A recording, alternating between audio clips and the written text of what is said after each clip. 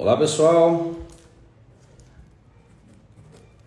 bom, ontem eu estava fazendo o rascunho de uma aula em um curso que eu estarei ministrando daqui a uns dias e o tema é definição muscular, não falando no caso do manejo do paciente obeso, mas realmente definição muscular, aquela pessoa que já treina, que até já tem um físico ali razoável, mas deseja melhorar a sua definição muscular, além de melhorar a simetria, proporções, mas enfim, né, aquele trabalho mais avançado onde realmente cálculos, estratégias fazem muito sentido, diferente de um processo de educação alimentar com o qual nós trabalhamos com o indivíduo obeso, aquele indivíduo que nunca teve um sucesso nas suas tentativas de emagrecimento, o que é outra história, é outro tipo de manejo clínico. E até um exemplo, muitas vezes uma pessoa, vamos pegar aqui alguém que está buscando essa definição muscular, alguém que já tem um treino, já tem a sua rotina, para essa pessoa, estratégias, cálculos, ok. Para o obeso, você usar essas estratégias mais avançadas, que é o que está acontecendo hoje, vão ser, na verdade, um tiro no pé, porque aquele obeso necessita aprender sobre nutrição e não ficar seguindo uma estratégia pontual durante 8 semanas. Isso mais vai atrapalhá-lo do que vai agregar na sua rotina alimentar. Quantas vezes, até na prática clínica, eu fiz o contrário. Ao invés de estar prescrevendo um programa alimentar para o obeso, ele prescrevia e eu organizava. Fala aí, meu amigo, o que você gostaria de comer? Monta aí o seu planejamento alimentar para mim. O que você gostaria de comer? Se eu não existisse aqui, o que você comeria amanhã? E a partir daquilo, organizando detalhes, ajustes, para que fique realmente algo, qualitativamente falando, adequado para aquela pessoa seguir sem dificuldades, de uma maneira realmente controlando os seus excessos, controlando os seus impulsos alimentares, simplesmente com orientações qualitativas. Não precisa calcular nada exato para um caso desse, sim, você tem que ter um parâmetro óbvio de cada nutriente para evitar possíveis deficiências ou exageros, mas o principal nessa situação é uma orientação qualitativa. Agora vamos falar aqui de um processo de definição muscular, quem já treina, quem já tem uma determinada rotina. Alguns pontos que eu acho importante serem considerados, seja você que é profissional ou você aí que está buscando a sua definição muscular. Óbvio, o principal é constância, você precisa manter o ritmo estável dessa proposta que você estará fazendo durante um período suficiente para você atingir os seus objetivos. O que acontece muitas vezes é nadar e morrer na praia, onde a pessoa se desgasta tanto no decorrer das primeiras semanas que não consegue chegar no seu objetivo final. Por falta de planejamento, por falta ali da constância, da regularidade, podemos dar vários sinônimos para essa situação. Então isso é o mais importante. E para, claro, você se manter nessa constância, você precisa de motivação. O começo do trabalho, primeira, segunda, terceira semana, é muito fácil, porque você está motivado. Agora, para manter essa motivação, você precisa de disciplina. Um dos pontos principais da disciplina é você ter uma regra dentro do seu dia, colocando o exercício físico e as refeições como algo tão importante quanto suas reuniões profissionais, quanto o seu período de estudo, quanto o seu período com a família. Realmente você ter um planejamento diário onde aquela rotina de treino seja encarada como uma reunião de negócios ou como um jantar especial na casa da sogra. Você não pode pular, você não pode escapar, você precisa seguir aquele planejamento. Tendo isso pontuado, você mesmo num dia que não acordar muito motivado, você vai cumprir o seu papel indo e fazendo o que tem que ser feito. Então realmente você ter essa disciplina na sua rotina. Um exemplo aqui, vocês me ajudam a ter a minha rotina, a minha disciplina na minha rotina com o nosso bate-papo semanal. Eu hoje acordei, já organizei muitas coisas aqui do meu trabalho, já estudei, li um artigo e tal. Agora eu estou aqui com vocês, vou dar minha sequência, mas Se muitas vezes você não tem essa rotina estabelecida, você fica um pouquinho mais na cama, ou então você começa a colocar atividades fúteis que não deveriam estar presentes no seu dia, desde ficar bisbilhotando a vida ali em celular, ficar pesquisando coisas sem utilidade em plena quarta-feira. Então realmente a gente precisa ter essa disciplina, o horário pré-estabelecido. Tá, ok. E da onde que a gente começa? Aí está o grande erro também em boa parte das pessoas.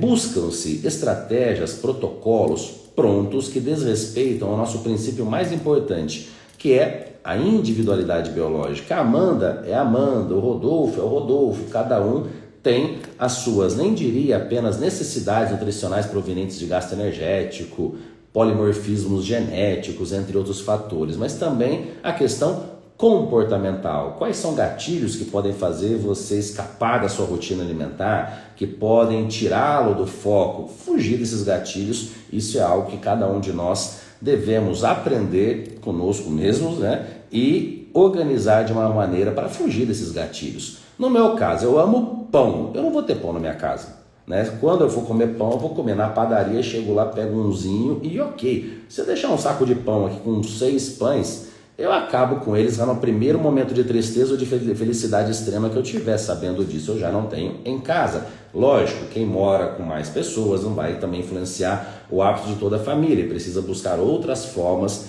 de gatilho e algumas bobeirinhas que fazem tanta diferença, como, vamos pensar aqui na nossa comidinha do dia a dia, né? Deixar... Agora está todo mundo cheio de ovo de Páscoa em casa, então, né, buscar uma maneira de esconder ou fazer doações. Se você não vai, se você ganhou 30 ovos, você não vai comer os 30, você vai doar, vai fazer alguma utilidade maior para isso do que ficar se empanturrando aí sentado no sofá comendo ovo de Páscoa. Mas fugir esses gatilhos, um bem simplesinho, da comidinha do dia a dia. Pegar comida no fogão, ao invés de você estar ali na sua frente na mesa, aquela, ai que delícia, eu vou pegar mais um pouquinho. Então são vários detalhezinhos que fazem total diferença com relação a esses gatilhos. O que te impede de ter constância na sua rotina alimentar? Isso é uma dica bem prática, dá para fazer uma live só sobre isso, sobre esses gatilhozinhos, né, que vão incluindo desde formas, molhos de salada, comer fora, etc. e tal. Então vamos lá. Em vez de seguir esses protocolos enraizados, por exemplo, ficar com dúvida se você faz a dieta cetogênica ou a dieta low carb ou a dieta cíclica e sei lá mais qual, a dieta da lua, da sopa e tudo mais, você precisa adequar o programa alimentar para aquilo que você está fazendo. Ah, Rodolfo, mas por que nas clínicas grandes se faz tanto esses protocolos? A pessoa olha para sua cara, você é cetogênica, você é low carb. Porque é fácil, porque é um protocolo já pronto, a pessoa não tem trabalho para fazer. Então, em uma clínica que a gente pode chamar de uma empresa e não uma clínica médica, né? Uma empresa nesse sentido, é uma empresa que visa lucro e foda-se o paciente. Simplesmente se tem protocolos prontos porque é mais fácil. Você consegue atender 30 pessoas em um dia se os protocolos são todos pré-montados. Se as fórmulas magistrais são aquelas da moda, se as propostas nutricionais são aquelas enraizadas, low carb e esse protocolo. Quando eu atendia muita gente, eu só perguntava em qual médico que ela passava. Porque ela falava o médico, eu já sabia o que ela estava tomando. Era tudo igual. Né? Era tudo igual, então eu já sabia qual que era a linha de trabalho de cada um. Esse negócio de linha de trabalho é ridículo, porque a fisiologia e a bioquímica é a mesma, então não existe essa de cada profissional pensar de um jeito diferente. Né? Cronobiologia, fisiologia, bioquímica, é tudo a mesma para todo mundo. Então, se você pega 2 profissionais referências em endocrinologia, eles vão falar a mesma coisa. É muito comum isso comigo hoje no meu trabalho, né, que eu coordeno pós-graduações, então realmente eu assisto aulas de diferentes profissionais e nós selecionamos a dedo aqueles profissionais que estarão dando aula conosco. E teoricamente seria incrível, mas é óbvio, né? Quem falar de bioquímica vai falar a mesma coisa do que outro, porque é a mesma. Quem estudou realmente estará apto para falar exatamente a mesma coisa sobre aquele assunto. Então, esses protocolos prontos, a única explicação é para se ganhar dinheiro. Lembrem-se, né, há poucos anos atrás, meu Deus do céu, Graças a Deus isso caiu por terra já na maior parte do mundo civilizado, né? A tal da dieta do HCG. Vai pro inferno. Vai pro inferno. A pessoa fazia uma proposta de 500 calorias, aí comprava o HCG na clínica, né? Não tem cabimento um negócio desse, né? E a pessoa ia lá e acreditava. Meu Deus, na internet era um monte de picareta alegando que isso era bom. Então é complicado, né? A pessoa, principalmente para quem tem dinheiro para gastar, né? Porque quem tem dinheiro são as vítimas, né? Nessas horas é melhor não ter e realmente confiar naquilo que funciona. E do que ficar aí e recebendo esses protocolos prontos, totalmente inadequados, que são direcionados de acordo com o relógio que você está na consulta ou com a bolsa que você está na consulta. Se existe individualidade biológica nesse sentido dessas empresas com nomes de clínicas, é a individualidade biológica do relógio que você usa ou da bolsa que você usa. Se você tiver com uma bolsa Louis Vuitton, vai ser uma prescrição. Se tiver com uma Michael Kors, outra. Se tiver com uma Chanel, você está ferrada. Se tiver com uma Hermès, então, meu Deus, está ferrada. Então, é triste, mas é a realidade. Então, o que é o correto? É você ajustar, adequar a sua alimentação, uma palavra que eu gosto muito, equalizar a sua nutrição, de acordo com aquilo que você já faz perante o ajuste aos seus objetivos. Só que isso dá trabalho. Isso é uma aptidão do nutricionista. E realmente, o nutricionista não consegue em 10 minutos fazer esse tipo de trabalho. Ele vai precisar de um bom tempo, de uma anamnese muito bem feita, associada com números, nunca os números em primeiro lugar. Qualquer dado laboratorial ou antropométrico deve estar de acordo com sinais e sintomas descobertos ali na própria anamnese, aquele olho no olho, aquela empatia. E esse olho no olho, hoje com a telemedicina, pode acontecer também numa forma de uma consulta online, não vejo problema algum, mas o profissional deve ter essa visão com o seu paciente, a partir disso, considerando fatores fisiológicos, ok, bioquímicos, ok, mas também comportamentais, elaborar esse planejamento nutricional. E o que acontece de muito erro com relação a esse processo de definição muscular? Um grande erro até mesmo a pessoa que não tem acompanhamento, né, ou às vezes o problema é no acompanhamento. Quando a gente fala de uma estética corporal atlética, a base é o esporte. Ninguém vai ter um físico atlético fazendo a melhor dieta do mundo, a melhor alimentação do mundo e sentadão no sofá em casa. Ele precisa de estímulo para a sua musculatura. Então a base sempre será o treino. E o treinador é o ponto-chave nesse caso. Então o treino deve ser ajustado e aí a alimentação em cima desse treino. Então, por exemplo, nós temos aqui alguém que de repente, a partir dessa semana virei a chave, quero definição muscular. Aí ela não faz aeróbico nenhum, basicamente ela vai na academia e faz musculação.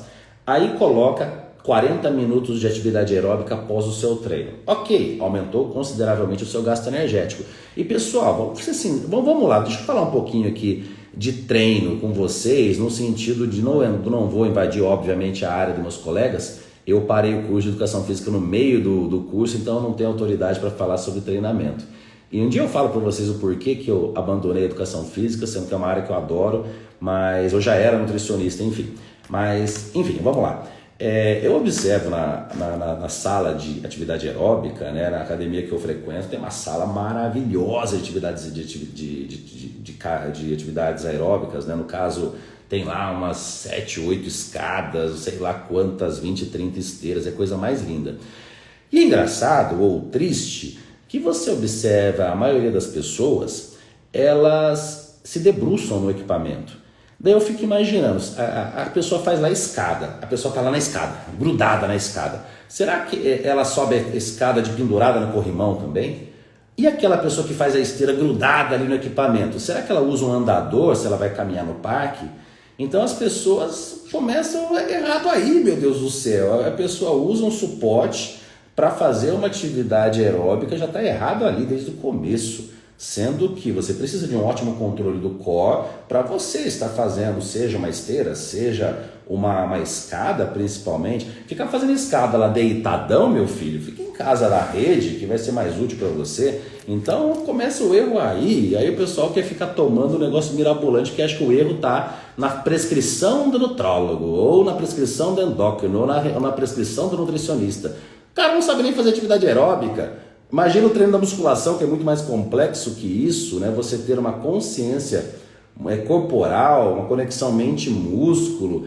Então, enfim, né? Se a gente for falar por isso aí, a gente para no treino, né? Já para no treino, né? Com relação às falhas das pessoas. Então tá muito longe da culpa ser do termogênico, tá muito longe da culpa ser de um determinado exame que está levemente ali alterado e você acha que o problema é aquele, a culpa da tireoide, a culpa é de todo mundo, menos da sua falta de bom senso na realização dos exercícios, porque isso você não precisa ter nenhum tipo de conhecimento técnico para ter essa visão. Eu lembro muito bem, eu era um garoto, tinha lá meus 15 anos de idade, eu estava fazendo uma esteira na academia na época do professor Valdemar Guimarães, que é o meu mestre, com uma relação de pai e filho que eu tenho com ele, e eu estava lá, segurando na esteira e fazendo. Aí o professor parou do meu lado, menino, né, me chamava de garoto, nem sabia meu nome, né? Eu ia nos cursos dele, mas nós não tínhamos ainda uma relação como na sequência nos tornamos. Garoto, oi mestre, né? Tudo bem, tudo bem. Que interessante, quando você caminha na rua, você usa bengala também? Eu olhei, não mestre, não, por quê? Então tira a mão daí, animal. Aí eu nunca mais esqueci isso na minha vida, né?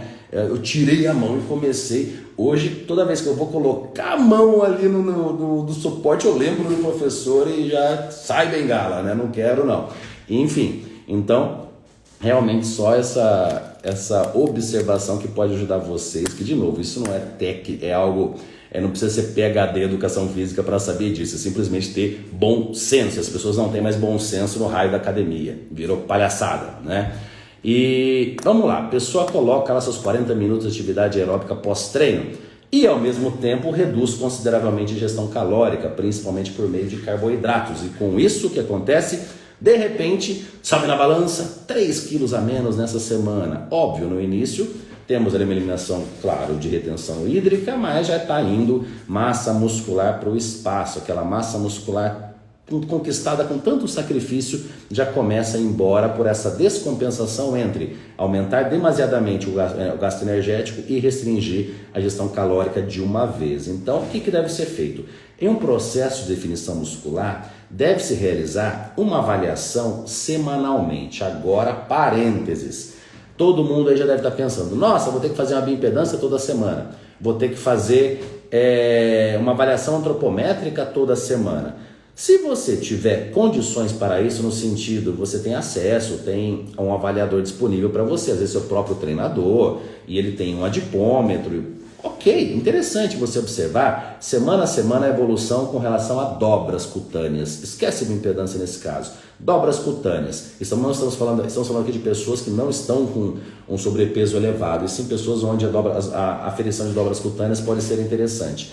Você vai comparar, minha dobra cutânea abdominal está em 16, aí foi para 15, ou manteve 16, a outra reduziu. Dobra por dobra, semana a semana, você pode ter esse parâmetro, desde que você não perca o bom senso para o mais importante, que é a avaliação visual. Né? Balanças existem com esse intuito de pesar pessoas apenas há cerca de 50, 70 anos, é algo de ontem, como que antigamente se avaliava-se a estética corporal? É o visual, e é o que acontece no campeonato de fisiculturismo.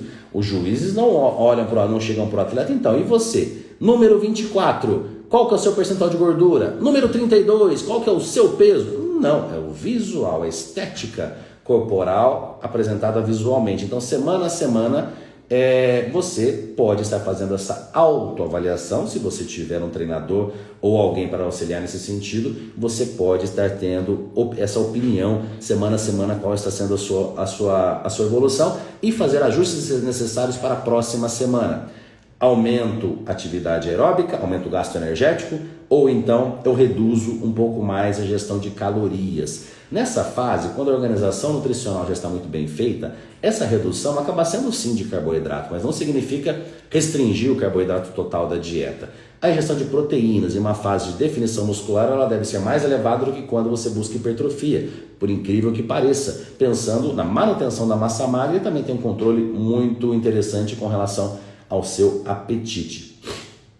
É engraçado, eu vejo as perguntas de vocês, a gente vê como o foco da galera completamente, né? Eu falando de A, vocês perguntando de B, né? Enfim, vamos buscar o tema aqui de hoje, né? Eu tô falando de melancia, vocês estão perguntando de banana, né? Ou o foco, né? Igual a pessoa na esteira lá que tá lá pensando na vida, em vez de realmente de focar no seu exercício, né? Enfim, aí a questão do foco de atenção plena é o que falta hoje na alimentação, no exercício, assistir uma aula ou para tudo na vida, né? As pessoas fazem tudo, né, com a cabeça, né, no mundo da lua. Vamos lá. E aí, no caso, temos essa descompensação que pode levar à perda de massa muscular. Eu me perdi. Por essas perguntas aí que não tem nada a ver com o que a gente está falando, me fazem me perder aqui, ó. Falei aqui da ingestão de proteínas, ok, mais elevado do que quando você ganha massa. E o carboidrato você deve estar buscando sempre. Uma coisa também que eu não tenho essas técnicas digitais aqui que eu vejo que todo mundo tem, né? Que faz as lives e tal. Como é mais um nosso bate-papo, mas eu deveria colocar sempre, fixar o tema do dia, né? A partir de amanhã eu faço isso, pessoal, desculpa. Mas a ingestão de carboidrato, ela deve ser o suficiente para você conseguir ter energia para o seu treino. Aí a pessoa tira o carboidrato, não tem energia e com isso acaba não tendo um treino suficiente, não vai ter um ótimo gasto energético. Então olha o erro grande aí também, a pessoa retira o carboidrato para ter definição muscular, mas para ter definição muscular você precisa ter um déficit energético, no sentido de você gastar mais energia, que é muito mais interessante do que você ficar restringindo. Então nesse caso você precisa ter a ingestão de carboidratos adequada para ter um treino eficiente. Hoje as pessoas depositam tanto sua energia em números que vamos avaliar os exames. Ok, ureia, triglicéridos, tudo isso ajuda a termos um ajuste adequado com relação a proteínas e carboidratos. Mas aquela pessoa que não tem condições para fazer seus exames laboratoriais com uma maneira frequente, então ela precisa estar usando o seu bom senso. Estou tendo aptidão para o meu treino? Não, está faltando energia. Então aumente a sua ingestão de carboidrato, mesmo se o seu objetivo seja reduzir gordura corporal. Porque se você não tem energia para treinar adequadamente, de que adianta você estar fazendo uma restrição inadequada desse nutriente tão importante? E é um ponto muito interessante. Devemos ter, se possível, uma base de um horário para o treino. Tendo aquele horário específico para o treino, você consegue adequar a ingestão de carboidratos de acordo com o gasto energético. Como que é a sua rotina? Eu passo o dia sentado, como é o meu caso, passo o dia sentado no escritório, mas em determinado horário eu treino. Então, nas 2 refeições anteriores a esse treino, você pode e deve ter uma ingestão de carboidratos um pouco mais elevada. Em situações extremas, vamos pensar aqui um atleta de fisiculturismo, alguém que está na véspera de uma competição, está chegando a data, aí a gente não tem muita escolha no sentido, vamos lá, 4 semanas, você observa que não está dando tempo para chegar da maneira como deveria, e às vezes é uma competição, na maioria das vezes, que não pode ser adiada, é um atleta, pode ser profissional, é o trabalho dele, ele tem que se virar, mas estar apto naquele dia para estar competindo no seu melhor. Então, muitas vezes a gente precisa dar uma apertada maior ali na programação alimentar. E essa apertada maior, vamos imaginar que a gente deixa uma dieta bem restritiva em carboidrato. Vamos lá, 1 grama de carboidrato por quilo de peso, que é muito pouco. Podemos ajustar toda essa gestão de carboidrato nas 2 refeições anteriores. Se ainda tiver espaço, poderemos colocar um pouco de carboidrato na refeição pós-treino. Essas refeições antes do treino e pós-treino são as mais importantes com relação à ingestão de carboidrato. Lógico, para gerar energia e também para otimizar a recuperação. Isso pode ser uma estratégia interessante nessas fases mais extremas, mas qual que é o problema? A pessoa queima o cartucho. Começa a fazer isso lá no começo do trabalho, quando tem 10 quilos de gordura para estar eliminando. Aí ela vai conseguir fazer isso durante duas, três semanas e não vai conseguir manter uma constância. Ótima pergunta aqui do Alisson. Realizar uma atividade aeróbica pós-treino perde-se massa muscular. Alisson, falar em catabolismo e anabolismo não é tão simples assim de uma maneira pontual. Nós devemos analisar o que aquela pessoa faz em 24 horas e também no que ela faz ao longo de uma semana. No caso, se a gente for analisar, o próprio treino ele é catabólico. O que vai fazer ele se tornar anabólico será suas alimentações e o seu período de descanso nas horas seguintes desse treinamento. Então, não ver como de uma forma isolada. Agora, um ponto para se ter atenção. Quantas vezes no meu consultório eu recebi pessoas, principalmente mulheres, querendo ganhar volume em membros inferiores e contando o meu treino. Então, eu treino às 8 horas da manhã, mas eu já chego na academia 7, aí até meu personal chegar eu faço aeróbico, aí depois a gente treina. Então, qual que é o problema? Essa pessoa ela está gastando a sua energia de uma forma desnecessária, fazendo 1 hora de aeróbico antes do treino, sendo que o objetivo dela é hipertrofia. Então, muito cuidado com isso, essa questão de ficar colocando exercício, quanto mais melhor, né? Muitas vezes menos é mais. Pensando principalmente nessa questão de modelagem corporal, hipertrofia e até mesmo uma definição sem sacrificar a massa magra. Então, colocado o aeróbico pós-treino, você causa um estímulo catabólico sim, mas tudo vai depender das suas alimentações na sequência, da ingestão de proteínas nesse período um pouco mais elevada para otimizar a síntese proteica, você não falhar com relação à ingestão de carboidratos, para não ter, como eu disse, a restrição de carboidratos severa. Isso sim vai fazer um saldo positivo ou negativo ao longo do seu dia, falando de catabolismo e anabolismo. Síntese proteica não é sinônimo de ganho de massa muscular. Para ganhar massa muscular você precisa ter mais síntese do que degradação proteica, é tudo um saldo. E essa questão de catabolismo e anabolismo também, principalmente vamos focar no tema de definição muscular, vai depender muito do lastro fisiológico de cada um. Então vamos lá, alguém que faz musculação há 20 anos, já foi muito forte, até mais forte do que é hoje. Essa pessoa vai ter muito menos dificuldade de perder massa muscular do que alguém que acabou de conquistar aquela massa, né? Então já não tem aquele lastro fisiológico muito bem enraizado. Então uma pessoa que treina tem 40 anos hoje, um treina desde os 15 anos de idade, o outro começou com 39, por mais que ambos tenham ali uma boa massa muscular conquistada, vamos pensar que aquele que começou há pouco tempo, ele está muito dedicado, ok? Ela terá uma maior dificuldade em manter a massa magra. E ainda, se aquela história, tudo que vem fácil vai fácil, se for alguém que treina há pouco tempo e desde o início, utilizando recursos hormonais, suprafisiológicos, ela tem uma tendência maior também de perder essa massa magra, mas o que acaba acontecendo nesse caso, a pessoa também vai manter esse uso hormonal durante períodos de definição. Então ela vai jogando ali um problema para frente, né? Não é o tópico de hoje, mas esses ajustes hormonais suprafisiológicos, quando utilizados, deveriam ser pensados quando aquela pessoa já atingiu o seu potencial genético e ainda não está satisfeita. O problema é que as pessoas usam isso como uma muleta para corrigir um treino inadequado, uma alimentação inadequada, uma genética não privilegiada e com isso acaba não tendo resultados duradouros. Outro ponto que eu acho legal é que é um assunto tão longo, pessoal, que isso daqui a gente ficaria lives e lives falando só sobre isso, né? Alguns erros comuns também, principalmente aqui para aquelas pessoas que desejam aumentar o gasto energético e acrescentam atividade aeróbica em jejum. Então a pessoa que dormia 8 horas por dia passa a dormir 6 para aumentar o gasto energético fazendo mais uma atividade aeróbica ao longo do dia. Qual que é o problema com isso? O problema é que você está interferindo no seu sono, que é um dos pilares para a definição muscular. É mais do que claro que duas pessoas com a mesma ingestão calórica, mesmo gasto energético, mesma idade, tudo igualzinho, uma dormindo bem e outra dormindo mal, a que dorme bem emagrece mais fácil, perde mais gordura, porque, claro, nosso sono é a nossa base, é nosso pilar básico, tanto é verdade que a gente passa 1/3 da vida dormindo, ou pelo menos deveria passar. E tem algo muito importante nesse processo de definição muscular, que o sono é fundamental, que é o controle do apetite.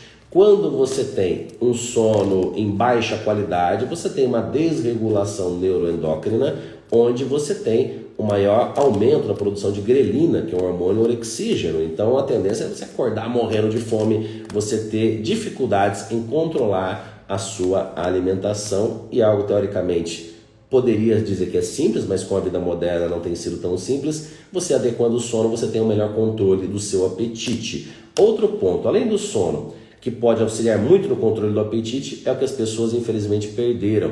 Algo que eu confesso que durante alguns anos da minha vida eu perdi e eu resgatei aí há pelo menos 2 ou 3 anos, um pouco antes até da pandemia, eu coloquei isso como meta na minha vida, que é ter atenção plena nas refeições. No passado, quando surgiram as refeições líquidas, shakes, os workaholics de plantão acharam o máximo. Nossa, é só misturar esse pozinho com água, tomar e pronto, já fiz minha refeição. Não preciso perder tempo com comida.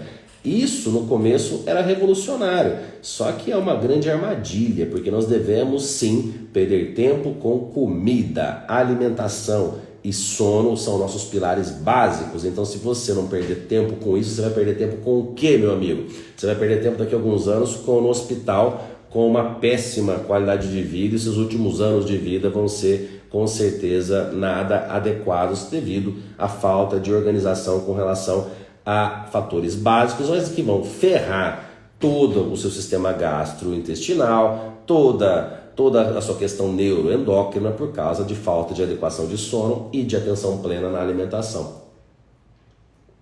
Porque isso tem efeito crônico e não é agudo, então você vai se ferrando um pouquinho a cada dia. Depois de 10, 20, 30 anos, vem a conta para você pagar, meu amigo. Então, quanto antes a gente tiver mais atenção com relação ao que realmente importa, alimentação, exercício físico, qualidade de sono, aqui esses fatores adjuvantes, que entra a suplementação e outras estratégias, eles serão ali a cereja do bolo dentro de tudo isso que nós estamos falando.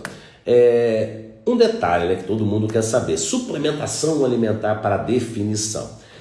A indústria nada de braçada, porque elas vendem os sonhos que as pessoas buscam. Um exemplo, eu quero definição muscular, então você toma esse termogênico e define. Eu quero ganhar massa muscular, então você toma esse suplemento e ganha massa. Eu quero melhorar minha imunidade, você toma isso aqui e não vai ficar resfriado.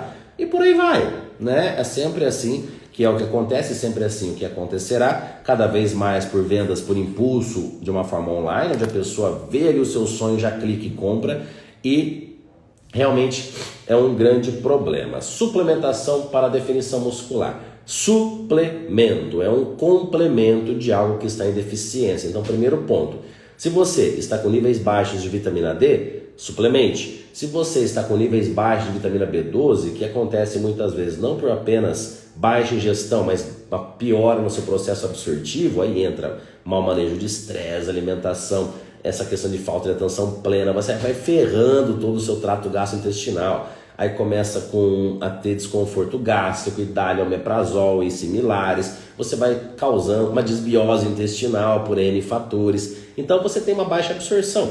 Então, se você tem essa necessidade, suplementa com uma vitamina B12. Do mesmo jeito, suplementa com zinco, magnésio, qualquer outra vitamina ou mineral que... Aí, importante ainda a análise do profissional. Analisando a ingestão alimentar associada a dados bioquímicos, você consegue ajustar adequadamente esses micronutrientes da maneira necessária. Se você não está conseguindo ingerir proteínas por meio da alimentação tradicional, você pode usar um pó proteico, né, como no caso uma whey, uma proteína vegetal isolada, ou outro similar, para complementar a ingestão de proteínas na sua dieta. Então, isso é uma suplementação adequada, isso é uma suplementação individualizada. Quais são as suas necessidades e essas serão o seu complemento caso necessário. Além disso, alguns suplementos que são mal vistos nessa fase que poderiam ser introduzidos. Creatina. Mas a creatina retém líquido. Retém, mas é intracelular, é algo interessante, mesmo aqui numa fase de definição muscular, porque você pode manter um melhor rendimento no seu treino com a suplementação com creatina. Então tirem isso da cabeça, que a creatina não deve ser utilizada numa fase de definição muscular. Termogênicos, né? Muita atenção. Existem muitos termogênicos que são adulterados e adulteram nesse caso para mais. colocam anfetaminas, colocam algumas substâncias farmacológicas que vão lhe trazer um ótimo benefício naquele momento, mas logicamente repleto de efeitos colaterais. Então, em uma fase onde as pessoas estão mais ansiosas do que não sei o que, sofrem por antecipação com tudo, né? Não é verdade, pessoal? Ficaram utilizando substâncias que nem sabem o que tem, produtos que nem sabem o que tem lá dentro. Muitas vezes uma quantidade absurda de oimbina, outras vezes tem lá alguma anfetamina. Então essa pessoa até pode ter uma interação negativa com algum medicamento que você esteja usando. O Brasil é o maior consumidor de antidepressivos do mundo. Olha só o nível que a gente chegou, né? Um país de terceiro mundo, ferrado, e aqui se usa mais antidepressivo do que em outros lugares do mundo, né? Então, realmente, a interação droga-nutriente é muito séria. E falando-se agora de suplementos, de termogênicos que respeitam a legislação, que possuem substâncias comprovadamente eficazes, que vai ser mix de cafeína, extrato de chá verde, peperina, né, entre outras, esses termogênicos, antes do exercício, podem ter a sua utilidade sim, só toma muito cuidado de não ficar suplementando isso no período noturno e atrapalhar o seu sono. Aí é outro erro, tomar termogênico à noite para treinar e acaba não dormindo bem, então você ferra o seu sono em pró de uma suplementação que nem vai ser tão eficaz assim. Então você pode ter um aumento do gasto energético durante o exercício mínimo, mas existe esse aumento. Se você tiver com tudo organizadinho, isso pode ser mais um totozinho na busca pelos seus resultados. Mas com muita atenção com isso, primeiro, a origem desse termogênico, o horário que você vai utilizar e não depositar uma esperança tão grande nessas substâncias, porque realmente nem vou dizer nem é a cereja de bolo, é um quarto da cereja de bolo que você está colocando ali no seu bolão, né? Então nós temos ali muitas outras possibilidades interessantes de ajustes, dentre eles que são muito mais difíceis que tomar um comprimido, que eu já disse bastante: atenção plena à refeição, exercício, a questão do sono, esse planejamento nutricional de acordo com o planejamento de treino, quando a pessoa tem essa condição, então realmente ela ter ali um treino muito bem planejado e uma nutrição muito bem planejada em cima desse treino. Mas no mundo real, o que a gente observa, né? A academia é minha segunda casa, então eu falo isso com muita propriedade. O aluno chega para o treinador olha para o aluno, então, o que a gente treinou ontem mesmo? Ah, foi dorsal. O treinador olha, então hoje é quadríceps. Tipo, não tem planejamento nenhum, gambiarreira, né? Não tem ali um cuidado de ter realmente uma planilha com o seu aluno, igual muitas partes das vezes. É aquele treino de parceiro, de amigo, não é um treino profissional. Aí o nutricionista também só está preocupado em calcular percentual de gordura e calcular dietinha, então aí complica realmente essa situação de individualidade que nós precisamos tanto em um trabalho mais específico como esse, né? Índice glicêmico, né? Esse é um tema bem interessante, isso vale até para uma outra live, o índice glicêmico dos alimentos. Primeiro ponto, nós temos tabelas de índice glicêmico e de carga glicêmica. Não necessariamente um alimento que tem alto índice glicêmico ele tem uma alta carga glicêmica. Exemplo, melancia. A melancia tem alto índice glicêmico, mas ela tem uma quantidade de carboidratos baixa para cada 100 gramas. Então tem uma baixa densidade de carboidratos. Com isso ela tem uma baixa carga glicêmica. Então, realmente, nós temos... Aqui eu não sei a conversa de vocês aqui, mas nutricionista tem que entender de treino, Rodrigo? Tem. E o treinador tem que entender de nutrição também. O nutricionista precisa entender de endocrinologia. O endócrino precisa entender de nutrição. A medicina, na base, né, da área de saúde, deve ser integrativa. Lógico, a gente não vai dominar detalhes de uma execução, mas você precisa entender de fisiologia do exercício. O treinador precisa entender de nutrição esportiva. Então, realmente, essa integração hoje é completamente necessária. Não vou nem dizer que seria um bônus, não, é necessária, né? Então, sem dúvida alguma, cada profissional não pode ficar isolado no seu mundinho, de enxergar apenas o seu mundinho e não compreender tudo que está ao seu redor, as áreas adjuvantes dentro aqui desse trabalho, né? Então, isso é coisa para quem tem preguiça de estudar, né? Não, só vou estudar minha areazinha, né? Pô, não tem como, isso você precisa entender, estudar. sobre todo o nosso corpo humano em si e também entender todas as facetas ali de todas as áreas envolvidas. Bom, pessoal, para a gente dar uma aceleradinha aqui, deixa eu ver mais alguns pontos importantes para eu citar aqui para vocês. Acho que com relação à suplementação alimentar, que é um tema que vocês têm muita dúvida, hoje o que eu vejo? Uma polifarmácia absurda, tanto com relação a suplementos quanto com relação a medicamentos. E faço aqui uma alusão. Lembra quando eu falei da escada? Quando a pessoa fica de pendurada na escada e não está fazendo escada merda nenhuma? É a mesma coisa aquela pessoa que usa um monte de medicamentos e um monte de suplementos como uma muleta, acreditando que aquilo realmente vai auxiliar. A controle da ansiedade. Vamos tomar crocos sativos, vamos usar aqui várias possibilidades, enfim, de formulações magistrais. Ok, temos comprovações científicas, mas será que se você não ajustar, trabalhar melhor a sua espiritualidade, você trabalhar melhor o seu dia a dia, você acordar de uma maneira diferente, isso será que não vai ter muito mais efetivo do que uma formulinha X, né, que tudo bem, tem a sua efetividade, mas só vai ter efetividade junto com mudanças no seu estilo de vida, e essas sim são muito diferentes, e isso sim são muito mais efetivas, porque realmente as pessoas estão buscando, e o comprimido, a solução para a sua vida. A depressão salva com comprimido, não é mudar a sua vida, não é sair do trabalho que você não gosta, não é se afastar talvez de pessoas que são tóxicas para você, não, é o comprimido que resolve. Não é o problema da sua falta, da sua dificuldade com definição, não é você fazer a escada debruçado ou você levar o celular para a sala de musculação, não, é porque você não tem dinheiro para tomar GH. A falta do seu sucesso profissional ou acadêmico não é na sua preguiça de estudar, mas não, é que você não está tomando Venvance. Então é uma sociedade doente, uma sociedade refém da indústria, seja da indústria farmacêutica, de suplementação alimentar e também da indústria de serviços de profissionais que não amam aquilo que fazem, que apenas veem paciente como os números e vendem protocolos e mais protocolos enraizados, engessados, que não tem nenhum tipo de aplicabilidade realmente real. Então as pessoas, nós somos todos hoje reféns de tudo isso, mas se a gente realmente quer dar um passo adiante com relação à nossa carreira, com relação à nossa estética, com relação à nossa saúde, a gente tem que quebrar esse vínculo e encarar o seu maior inimigo, que é você mesmo. É a hora que você acorda, se olhar no espelho e realmente você dizer que você vai vencer os seus medos, as suas falhas, seja a falha no exercício, a falha na nutrição, a falha profissional e por aí vai. Não tem como a gente falar de nutrição sem falar de outros fatores, porque algo que eu só observei depois de alguns anos de trabalho. Eu sempre tive uma rotina de trabalho muito intensa, mas levava isso de letra, nunca vi isso como uma penalidade.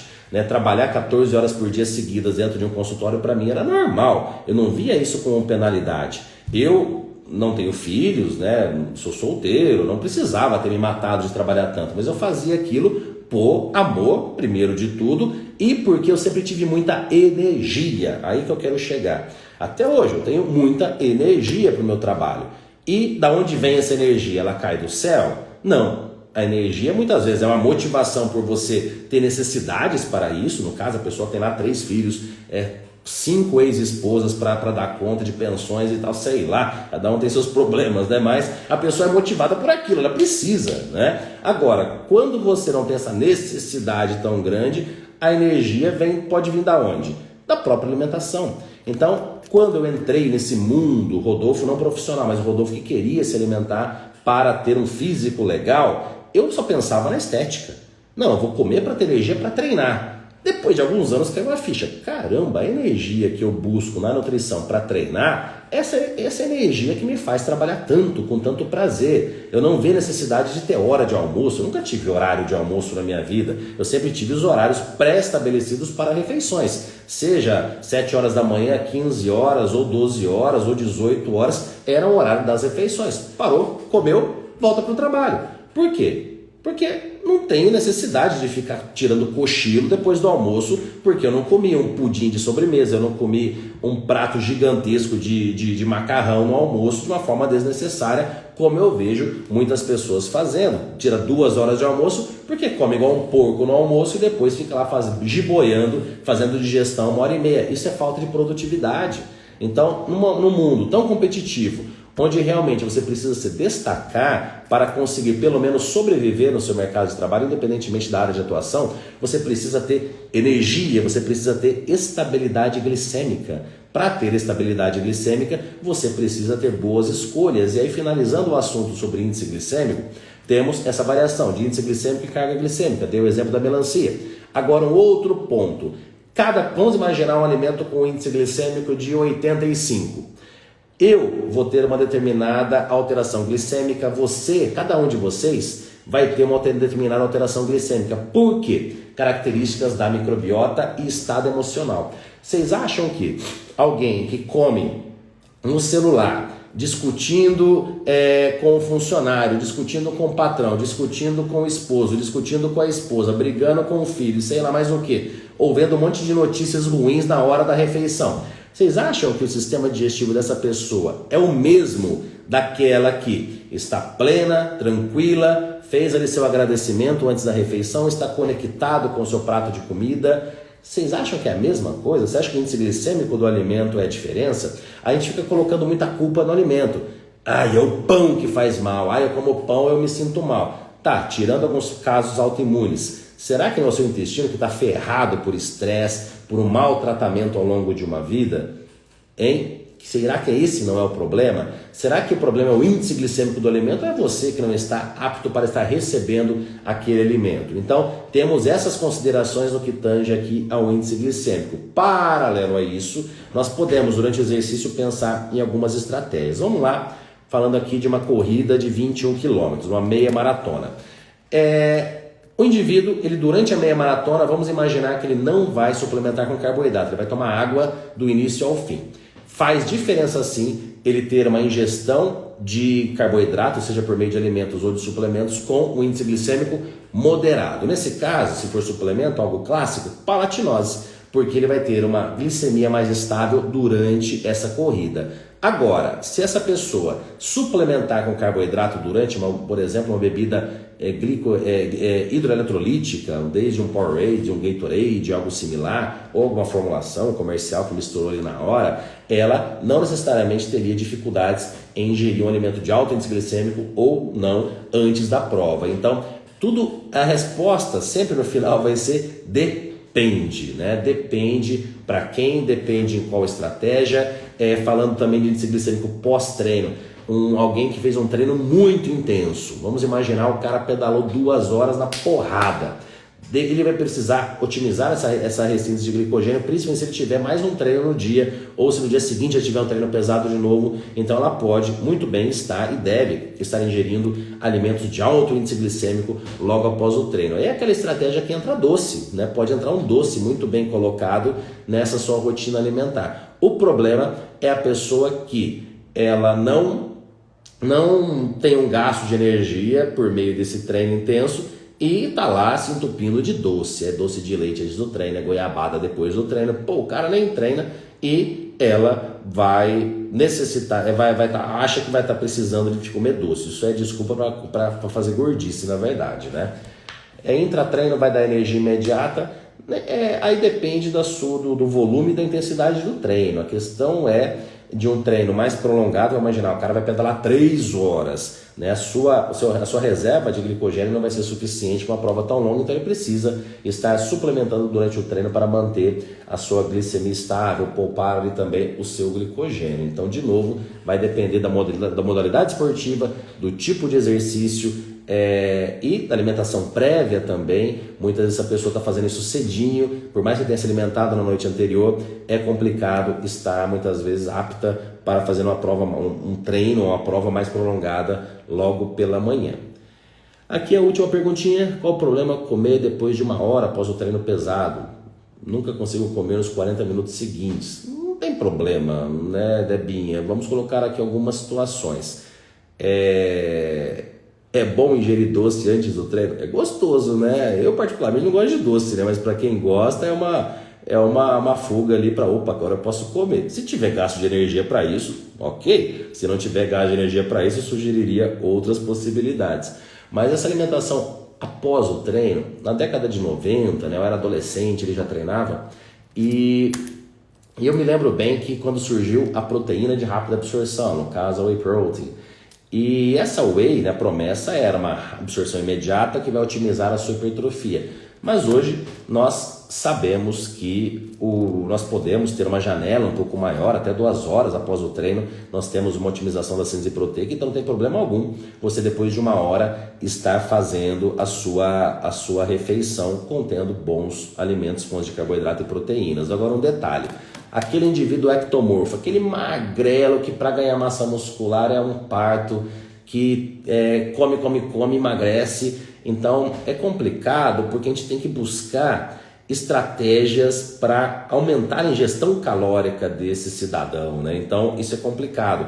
Então muitas vezes acabou o treino, ele não tem fome, joga um shake, né? Um shake de maltodextrina com proteína para depois de 1 hora ele estar ali fazendo a sua refeição. Então a gente precisa buscar estratégias para aumentar a ingestão calórica, a densidade energética dessa estratégia. A Debinha comentando que sempre sai enjoada do treino, né? Anorexia pós-esforço significa que você treina forte, por exemplo, um treino de membros inferiores muito intenso. Você direciona boa parte do seu fluxo sanguíneo para membros inferiores e diminui aqui o fluxo sanguíneo no trato gastrointestinal, que dificulta um pouco esse processo digestivo, traz um pouco de desconforto na alimentação pós-treino. Então, 1 hora depois do treino, não vejo problema algum para isso, tá? Então, pessoal, obrigado aí pela presença de todos. É um tema aí que é muito gostoso de estarmos falando.